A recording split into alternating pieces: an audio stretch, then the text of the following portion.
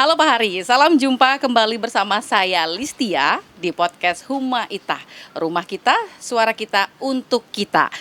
Ya, di tengah perkembangan zaman yang serba cepat dan terbuka, begitu ya, tantangan terhadap ideologi bangsa ternyata semakin nyata.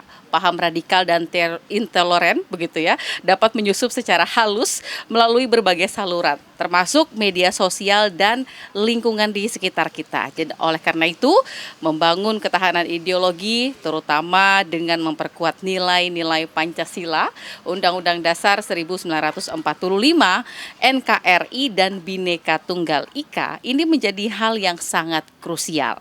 Nah, kali ini pembahasan kita sangat menarik sekali dengan topik kita adalah membangun ketahanan ideologi untuk tangkal radikalisme di Kalimantan Tengah. Yang mana di sebelah saya ini sudah ada yang ganteng, juga sudah ada yang cantik-cantik begitu ya. Ada Ibu Dr. Desi Erawati MAG, Kepala Bidang Penelitian FKPT Kalimantan Tengah. Kemudian juga ada Pak Ganjar Satrio Esos, Komandan Tim Pencegahan Satgaswil Kalimantan Tengah Densus 88 Anti Teror Polri. Kita akan bahas dulu tentang topik kita yang sangat menarik kali ini. Saya mau ke Ibu Desi dulu begitu ya. Bang, permisi ya. Siap. Saya tadi grogi begitu sebenarnya. Jadi agak kepelintir begitu. Baik, saya mau ke Bu Desi dulu begitu ya. Di mana banyak yang menganggap radikalisme itu hanya isu keamanan saja begitu ya. Tapi ternyata dari sisi penelitian dan pendekatan kulturalnya, bagaimana sih sebenarnya radikalisme ini menyusup ke tengah masyarakat dan mengapa ketahanan ideologi ini penting untuk kita bangun sejak dini, terutama di Kalimantan Tengah nih Bu Desi. Oke, baik. Terima kasih dengan Mbak Listia. Mohon izin Bang Ganjar ya. Ya. Baik, tadi terkait dengan radikalisme. Nah, ini radikalisme itu kan adalah sejenis ataupun pola pikir ya. Jadi melihat suatu ideologi atau gagasan dan paham yang ingin melakukan perubahan. Perubahan-perubahan yang mana itu dilihat pada aspek sosial, politik dan lain sebagainya. Dan aksinya itu biasanya adalah dia menyebarkan adalah sikap intoleran. Artinya mudah menyalahkan, menjudge bahwa ini adalah salah dan ini adalah yang tidak layak dan lain sebagainya. Nah, ini tentunya kita wabil khusus adalah warga Kalimantan Tengah. Tentunya di dalam organisasi kami adalah FKPT, Forum Koordinasi Pencegahan Terorisme. Itu adalah bagaimana warga kita mendapatkan asupan-asupan gizi ya. Tentang bagaimana menyikapi hal-hal tadi pemikiran radikal, ya, intoleran, yang tentunya ini kita harus sosialisasi di berbagai lini. Dan karena masyarakat kita bukan hanya orang-orang yang paham ataupun misalnya high intellectuality, tapi juga ada kalangan-kalangan grassroots yang tanda kutip pemahaman keagamaannya masih minim.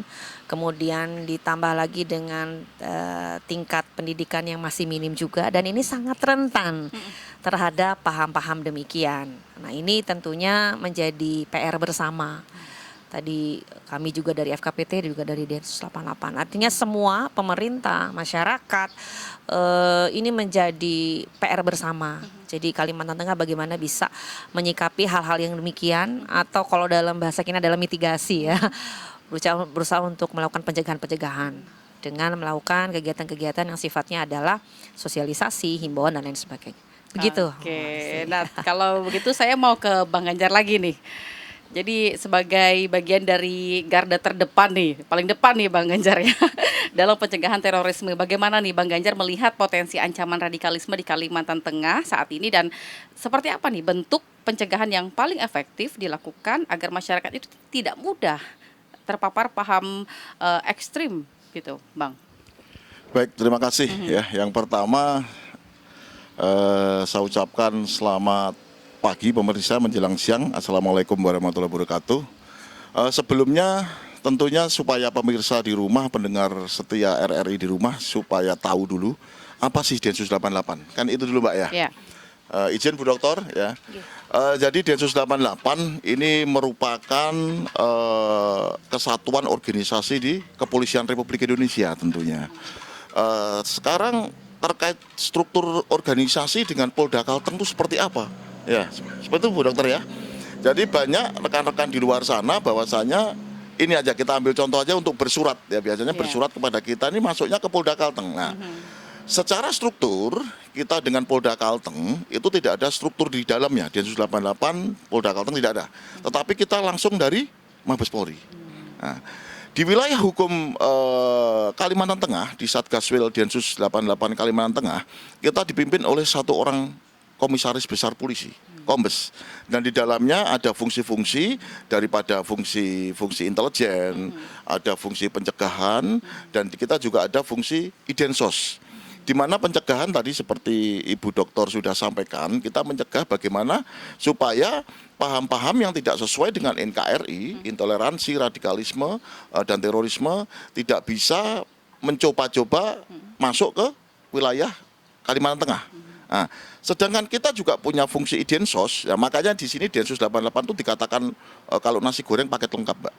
Nah, kenapa saya bilang nasi goreng paket lengkap? Karena kita bisa melakukan penyelidikan, penyidikan sampai dengan berkas P21 dilimpahkan ke kejaksaan sampai dengan yang ditersangkakan, yang menjadi tersangka tindak pidana terorisme dijatuhi hukuman sampai dengan pembinaan di lapas sampai dengan kembali lagi ke masyarakat kita dampingi. Karena mereka anak bangsa dan menjadi tanggung jawab kita semua. Ya. Nah, seperti itu yang harus kita garis bawahi dulu. Terkait dengan pencegahan, kita harus sepakat dulu bahwasanya bila mana kita membicarakan intoleransi, radikalisme dan terorisme, kita harus terlepas dari semua agama. Kita sepakat tidak membicarakan masalah agama. Tetapi kita membicarakan, betul tadi kata dokter, makanya senang Mbak kalau saya jadi narasumber kedua itu saya senang nih, tinggal menyadur-nyadur aja nih, izin dokter. Jadi seperti itu. Ya, jadi intoleransi radikalisme itu ada di semua agama. Kalau kita membahas radikalisme keagamaan, ya. Tetapi intoleransi radikalisme mereka akan menyusup, mereka akan masuk kepada mayoritas. Bisa kita lihat di Indonesia itu mayoritas saudara kita yang Muslim nih, mereka akan masuk. Kalau kita melihat di Jepang, dulu pernah ada pengeboman di stasiun kereta api bawah tanah di Kyoto ya, dilakukan oleh mayoritas yang ada di sana. Kalau kita bicara di Myanmar juga ada mayoritas yang di sana, dan sama di Pakistan, di Eropa, semua yang melakukan mayoritas. Mereka akan berinang intoleransi radikal kepada orang-orang mayoritas sehingga dia melakukan itu mendapat dukungan banyak. Nah, itu. Selanjutnya bila mana kita membicarakan tentang strategi pencegahan, seperti apa strategi pencegahan? Tentunya Densus 88 kita patut bersyukur kita tahun 2024 dan 2025 pertengahan ini kita zero attack. Zero attack itu di mana kita tidak ada gangguan yang bersifat teror ya di seluruh Indonesia. Nah, ini bukan karena Densus 88 hebat, tetapi kita kolaborasi kita seperti sekarang ini. Kita kolaborasi dengan RRI Palangkaraya. Kita mengedukasi masyarakat ya bagaimana berperi kehidupan yang baik. Bagaimana kita melihat kebinekaan itu harus menjadi kekayaan dan yang harus kita pertahankan, seperti itu ya. Kita juga selalu berkolaborasi dengan stakeholder, Mbak. Dalam hari ini kita dengan FKPT kita selalu berdiskusi bagaimana supaya wilayah hukum Kalimantan Tengah ini terbebas dari orang-orang yang berpemahaman keliru, berpemahaman salah. Kita juga berstrategi juga, kita dengan stakeholder, dengan dinas pendidikan, kita dengan dinas provinsi, dengan Kesbangpol, ya, dengan hal ini Bapak Kaban, Pak Katmas sangat mendukung. Begitu juga dengan Kepala FKPT, Pak Profesor Hairil, beliau sangat mendukung tugas kita. Ya, beberapa kali kita diskusi dengan beliau. Nah ini, sekarang Mbak, ini luar biasa. Makanya saya terima kasih dengan RRI, ya, karena dampak intoleransi radikalisme itu yang menguat itu bersumber kepada medsos. Ya. Luar biasa medsos itu.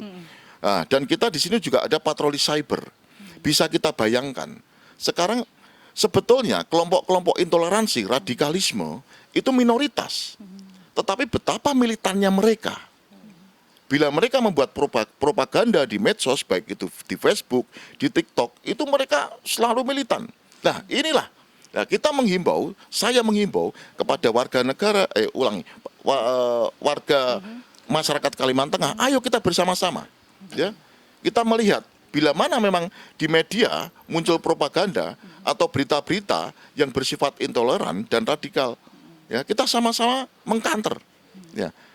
Di sini kita juga bekerja sama juga dengan FKUB, ya Bu Dokter, ya, FKUB kita sama-sama bergandengan tangan, ya, kita sering berdiskusi dan sekarang ditambah lagi dengan Balai Bahasa. Kenapa Balai Bahasa itu penting? Karena kita bisa menentukan apakah kata-kata yang dipakai itu merupakan ujaran kebencian, radikal, intoleransi, ya, itu Mbak. Nah ini strategi pencegahan berikutnya dari tingkat taman kanak-kanak sampai dengan mahasiswa dan masyarakat, semua lapisan masyarakat kita sosialisasi. Kita juga sering berkolaborasi dengan FKPT, dalam hal ini Provinsi Kalimantan Tengah. Kita ke daerah-daerah, ya, kita menggaungkan, ya, kita memberi edukasi bagaimana berperi kehidupan di masyarakat yang benar, bagaimana masyarakat itu ikut berperan aktif untuk menangkal intoleransi, radikalisme agar tidak masuk, tidak menyusup ke tengah-tengah kalangan masyarakat. Seperti itu, Mbak. Jadi seakan kata-katanya ini manis sekali begitu ya. Betul. Kalau di media sosial ini Betul. yang sangat rawan sekali, terutama Betul. bagi masyarakat yang memang awam terkait hal ini begitu ya. Betul. Nah, Bu Desi, bagaimana Bu Desi melihat perkembangan paham radikalisme di Kalimantan Tengah dalam beberapa tahun terakhir ini? Mungkin apakah ada tren-tren yang perlu diwaspadai nih Bu Desi? Ya, baik. Jadi banyak hal ya sebenarnya. Jadi kalau tadi Bang Ganjar juga terkait dengan tupoksi Densus 88 dan sebagainya, sebenarnya juga di kita di FKPT itu bagaimana tadi kita bisa bersentuhan ya, berinteraksi dengan masyarakat kita itu dari berbagai lini. Maka di FKPT itu juga kita ada ini Mbak Listia, ada bidang pendidikan dan pemuda gitu. Kemudian maka aksi-aksinya itu adalah pasti sentuhannya adalah pendidikan gitu. Kemudian perguruan tinggi. Kemudian yang berikutnya adalah bidang agama dan sosial budaya. Artinya tadi juga disampaikan bahwa tindakan-tindakan ansos kalau saya bilangnya juga ya. Jadi kayak radikal dan teman-temannya itu ya sentuhan-sentuhan agama itu pasti ada di sana gitu. Jadi bagaimana pihak kita kita di FKPT bidang agama dan sosial ini bisa mendampingi atau memberikan penyuluhan kepada guru-guru terutama guru-guru agama. Kemudian juga ada bidang perempuan dan anak karena terbarunya adalah aksi teroris itu adalah kalangan ibu. Iya, benar. Nah, ini juga menjadi PR kita bahwa untuk memberikan pendampingan secara dini bahwa betul kata Bang Ganjar tadi di Kalimantan Tengah itu kita aman gitu. Karena masyarakat lokal kita itu kalau dalam kajian sosial itu dia masyarakat yang softly, ramah, lembut gitu, santun. Sehingga selama tidak mengganggu keamanan dan kenyamanannya siapapun boleh tinggal di bumi Tambun Bungai kita ini di Kalimantan Tengah. Nah tadi perempuan dan anak dan terakhir adalah humas dan media sosial, betul. Jadi berdasarkan hasil kajian-kajian penelitian kami terakhir di tahun-tahun terakhir yang awalnya itu indeks potensi radikal kita itu cukup tinggi ini Mbak Listia dan ini menuai juga banyak kontra terutama di masyarakat lokal kita dan ini terindikasi bahwa sebenarnya memang betul kita itu sebagai penikmat media. Tapi nggak secara penuh gitu, sepotong-sepotong.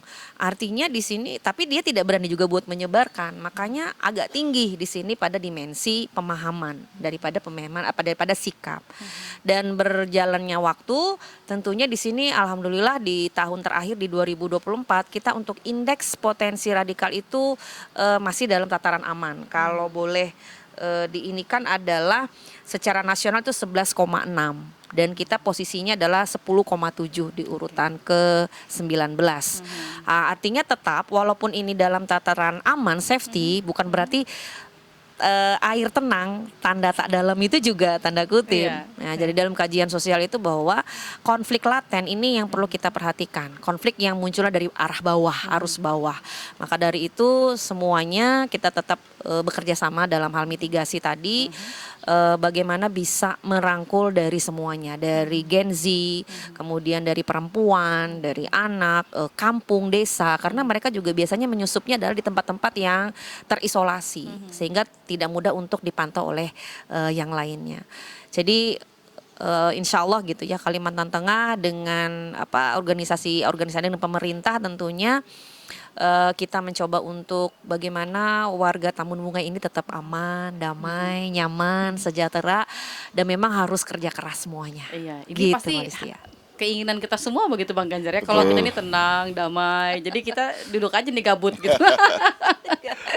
Kalau dari sisi pelajar sendiri nih Bu Desi, seperti apa nih potret pemikiran pelajar-pelajar kita ataupun pemuda-pemuda kita di Kalimantan Tengah ini ketika memandang negara, ketika mereka memandang agama dan budaya begitu? Iya, kalau kita sampaikan kembali bahwa dari aspek pelajar ya Mbak Listia ya, jadi kalau berdasarkan hasil temuan juga mitranya BNPT itu Alfara atau ini ya sejenisnya itu, bahwa ada 0% itu masih siswa pelajar itu ada arah-arah ke intoleran, 0,6% kalau tidak salah. Tapi penelitiannya dari kota-kota besar, Iya. Jakarta, Bandung, Medan, Surabaya. Nah, artinya di sini untuk pelajar-pelajar kita tentunya penguatan wawasan kebangsaan itu masih dalam tataran aman. Dan tentunya yang perlu kita juga perhatikan bersama adalah kaitannya tadi dengan media sosial tadi yang kata Bang Ganjar tadi, mereka lebih militan ya, walaupun minor tapi isu-isu mereka tuh kadang kekinian gitu, dan itu menarik dari buat pelajar kita, karena kan mereka maunya tuh the news ya, informasi-informasi baru yang kontradiktif. Nah, kalau ini kita nggak responsif terhadap hal yang seperti ini, tentunya akan tumbuh lagi benih-benih yang namanya intoleran, radikal, dan nanti pada ujung-ujungnya itu menjadi aksi gitu ya, teroris tadi. Nah, masih dalam kalau kita katakan atau kategorikan pelajar kita di Kalimantan Tengah itu ya tadi karena kita backgroundnya adalah softly, sehingga mereka Kalimantan Tengah aman gitu dah ya. Tapi dengan keamanan ini tetap kita harus waspada karena ada pintu-pintu yang masuk ya dari Kapuas, dari Kobar, Kotim, yang itu daerah-daerah juga bisa masuk ke sana. Nah, ini tentunya tetap selalu diperhatikan dan tetap jaga seperti itu. Nah, pintu masuk tadi yang kita harus jaga ya begitu kan Bang Ganjar. Nah, sejauh ini Bang Ganjar, apa saja pola baru penyebaran paham radikal yang memang harus diwaspadai kita sebagai masyarakat begitu ya, khususnya tadi yang kita sampaikan juga melalui media sosial, apalagi lingkungan pendidikan begitu ya, bisa dibilang anak-anak ini kan apalagi pelajar ini masa-masa ababil, mereka begitu labil begitu, pencarian jati diri, jika salah melangkah yang ada terperosok begitu. Gimana Bang Ganjar? Betul, ini karena waktunya tadi saya sudah lihat ya itu 15 menit atau Kita sudah dikasih contekan. Jadi seperti ini. Langsung aja ya. Sebetulnya kalau kita membicarakan terorisme itu kan suatu proses ya Mbak ya. Proses yang pertama itu terpapar dari dari intoleransi. Intoleransi itu tuh terpapar dari sisi pemikiran atau pemahaman. Oke. Yang kedua dia meningkat lagi ke radikal. Radikal itu terpapar dari sisi apa? Dia sudah sikap, dia mulai kalian bukan kelompok saya ya. Kalau seperti itu berarti kalian bukan golongan saya dan tidak boleh kita temani. Nah, barulah mereka berbuah terorisme. Nah, ini. Terus terkait tadi di kalangan mana saja. Oke. Ini terjadi juga ya di tahun yang sama ya, bahwasanya tidak hanya daripada medsos, tetapi kalangan keluarga sendiri di dalam lingkungan keluarga itu menentukan. Ya, bahkan ada anak di bawah umur, ya, di Satgaswet lain tentunya, anak di bawah umur itu sudah terpapar intoleransi dan radikal, tetapi dari sisi keluarga. Ya, seperti itu. Karena orang tuanya mungkin tidak kondusif di rumah, ya, ataupun orang tuanya mungkin justru orang tuanya itu yang terpapar duluan, ya. Makanya anak ini terpengaruh. Ya. Hal ini sekarang menjadi pola-pola baru. Seperti itu. Dan tidak menutup kemungkinan sekarang kita bisa lihat di medsos ya, bahwasanya banyak sekali nih medsos sekarang yang apalagi di TikTok ya, saya lihat di TikTok, di Instagram, mereka menyudutkan pemerintahan yang sah, yang memerintah. Ya. Bahkan mereka juga menyudutkan TNI Polri atau menyudutkan lembaga-lembaga negara lainnya. Nah, ini bisa dijadikan pola-pola baru bagi kaum-kaum radikal, orang-orang radikal untuk masuk. Nah, mereka propaganda di situ. Nah, ini pola-pola baru yang terus kita identifikasi dan terus kita telusuri dan kita monitor. Nah, seperti itu. Nah, sekarang untuk menyingkat waktu, Mbak ya, ini tentunya yang masyarakat tunggu, apa sih ciri-ciri daripada intoleransi radikal? Ya, jangan dilihat ciri-ciri mereka berpakaian, itu salah besar. Ya, ciri-ciri mereka yang intoleran radikal itu bisa kita lihat pertama kali dalam kehidupan sehari-hari. Ya, mereka cenderung eksklusif dan berkelompok. Mereka membuat kelompok-kelompok tertentu yang tentunya mereka akan menganggap dirinya tuh eksklusif. Ya, kelompok dia yang paling benar dan kelompok lain salah. Ini banyak terdapat di lingkungan masyarakat dan banyak juga di Kalimantan Tengah. Nah, ini tanggung jawab kita bersama. Nah, ya tanggung jawab kami terutama FKPT terutama dan lembaga-lembaga lain pemerintah daerah, provinsi, kota maupun kabupaten. Kita mengedukasi seperti yang pertama tadi kita sudah sampaikan. Ya, lagi faktor penyebaran mereka cenderung dari lembaga-lembaga pendidikan. Nah, ini modus baru. Ya, memang betul. Ini contoh aja ya. Memang betul. Pihak sekolahan, misalkan SMU ya, ingin mendatangkan katakanlah guru ekstrakurikuler kesenian atau pramuka. Maksudnya bagus memang, Mbak. Dia mendatangkan guru untuk menambah kegiatan ekstrakurikuler di sekolahan, tetapi mendatangkan hal yang salah. Ya, inilah pentingnya kita berkoordinasi, kita jalin komunikasi. Siapa yang akan didatangkan, latar belakangnya seperti apa, ini penting sekali. Ya, oleh sebab itu, kita masif dengan dinas pendidikan, baik provinsi, kota maupun kabupaten. Dengan Kesbangpol sama, provinsi, kota maupun kabupaten. Ya, bagaimana semuanya ini teratur dengan baik. Karena bisa kita lihat sekarang, modus-modus sekarang kita bisa lihat. Sungguh luar biasa tuh Mbak di medsos. Ya, ini tanggung jawab kita bersama. Selanjutnya, bagaimana ciri-ciri tadi kita ciri-ciri ya. Bagaimana ciri-ciri mereka dalam berkehidupan sehari-hari. Nah, gampang Mbak.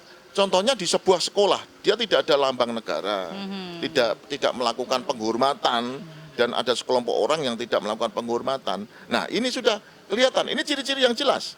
Kalau di dalam lingkungan masyarakat, bila mana ada kerja bakti atau gotong royong, justru dia tidak ikut, ya. Justru dia menyalah-nyalahkan, ya, apa sih gunanya dan macam-macam. Dan ini terjadi di tempat kita di Kalimantan Tengah ini terjadi. Nah, ini tanggung jawab kita bersama. Ya.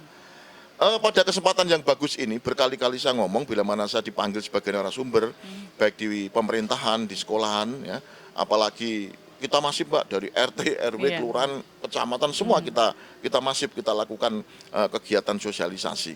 Kita minta tolong nih pada pejabat-pejabat pelaksana pemerintahan. Minta tolong, di Kalimantan Tengah kan marak ini. Banyak kalau di sini sebut barak ya. Kalau di tempat saya di Jawa sana mungkin kos-kosan. Ya, ini coba diatur ulang, dibikin SOP sebagaimana mungkin supaya orang-orang itu terdata dengan baik. Pendatang-pendatang baru terdata dengan baik. Nah, kita melakukan beberapa penangkapan di wilayah hukum Kalimantan Tengah. Dan di sini 80% bukan penduduk lokal. Mereka pendatang dan mereka tinggal di kos-kos. Nah, inilah pentingnya kita saling sama-sama mengingatkan. Ya. Kita sama-sama mengingatkan semuanya penting, tidak ada yang penting. Ya. Seperti itu. Jadi sekali lagi di kesempatan yang baik ini saya menghimbau supaya nanti pemerintahan yang daerah, kota maupun provinsi silakan ya bikin aturan-aturan baru ya, yang berwenang siapa, itu tupoksi siapa silakan diatur. Nah, ini saran dari saya, mungkin itu Mbak. Terima kasih. Nah, kita kan tidak mungkin sendirian begitu Bang Ganjar. Betul. Ya, pasti juga perlu peran masyarakat. Betul. Lalu apabila ada masyarakat yang mengetahui ini, apa yang harus mereka lakukan Bang Ganjar? Oke, terima kasih. Ini pertanyaan yang sering dilontarkan Mbak. Iya. Nah, jadi tentunya di wilayah masing-masing baik itu tingkat RT, RW, kelurahan, kecamatan, di situ ada keterwakilan daripada penegak hukum. Baik itu Babinsa maupun Babin Kamtibmas. Kalau Babinsa itu dari saudara kita TNI, kalau Babin Kamtibmas itu dari Polri. Dan di situ juga ada pemerintahan paling kecil, di situ ada RT, RW sampai dengan kelurahan dan seterusnya. Silahkan laporkan ke mereka, para punggawa grassroots. Ya. Nanti kita sudah punya CB sendiri atau cara bekerja kami sudah ada sendiri dan tentunya nanti akan masuk ke kita. Tapi jangan khawatir, sampai dengan saat ini kita yakin bahwasanya kami ada di tengah-tengah masyarakat untuk menjaga kedamaian di wilayah hukum Kalimantan Tengah. Oke, baik. Nah, saya mau ke Bu Desi nih karena kita sudah dikejar-kejar nih dari tadi.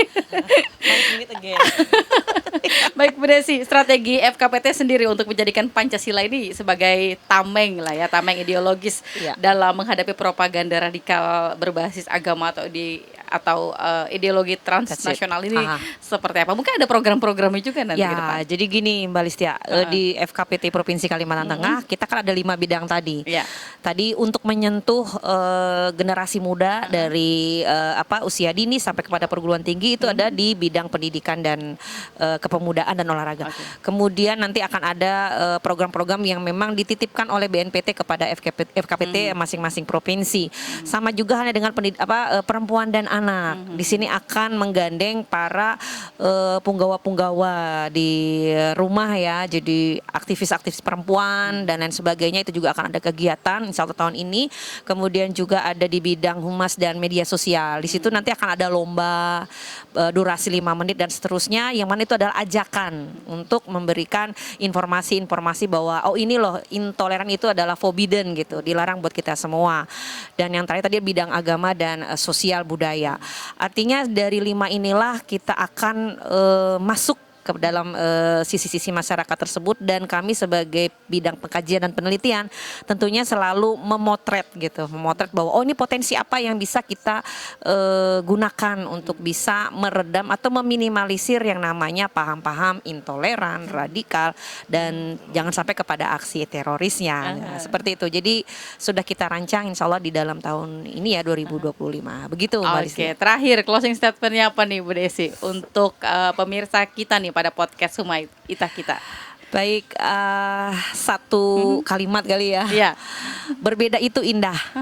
Maka kita jaga dan kita rawat dan kita pelihara dengan baik. Mungkin itu. Oke, baik. Bang Ganjar. Baik ya. Kita rawat bersama-sama 4 konsensus dasar, 4 pilar negara, yakni Pancasila, NKRI, Bhinneka Tunggal Ika, dan Undang-Undang Dasar 1945. Itu yang terpenting. Dan jangan lupa, kita boleh beda, tetapi jangan pernah membeda-bedakan. Terima kasih. Baik, saya mengutip, kita boleh beda, tapi kita jangan membeda-bedakan. Semua boleh tinggal di bumi Tambun Bunga kita ini ya, Bang Ganjar, Bu Desi. Tapi ingat, kita harus dengan penuh kedamaian. Jangan ada maksud terselubung begitu ya, karena kedamaian itu memang indah sebenarnya. Baik, tidak terasa kita sudah sampai di penghujung di podcast Huma Itah kali ini ya. Dari perbincangan tadi kita belajar bahwa menjaga bangsa dari paham radikal itu sebenarnya bukan hanya tugas dari aparat keamanan saja, tapi juga tanggung jawab kita semua, kami juga Anda pemirsa yang sedang menonton begitu ya, sebagai warga negara yang cinta damai, cinta NKRI, dan menjunjung tinggi kebinekaan. Jangan lupa 4 pilar tadi begitu ya. Dan terima kasih kepada Bu Desi dan Bang Ganjar hari ini. Sebenarnya kita kurang ya kalau cuman sedurasi ini ya kan. Tapi nanti kami akan tunggu di lain waktu dan kesempatan begitu ya. Dan semoga obrolan ini juga bisa menginspirasi kita semua untuk lebih waspada begitu ya. Kita juga harus lebih peduli dan lebih aktif untuk menjaga ketahanan ideologi khususnya di bumi Tambun Bunga kita tercinta. Ya, jangan lupa follow YouTube RRI Palangkaraya Production untuk podcast Huma Itah, dan nantikan episode-episode berikutnya. Saya Listia pamit undur diri, sampai jumpa.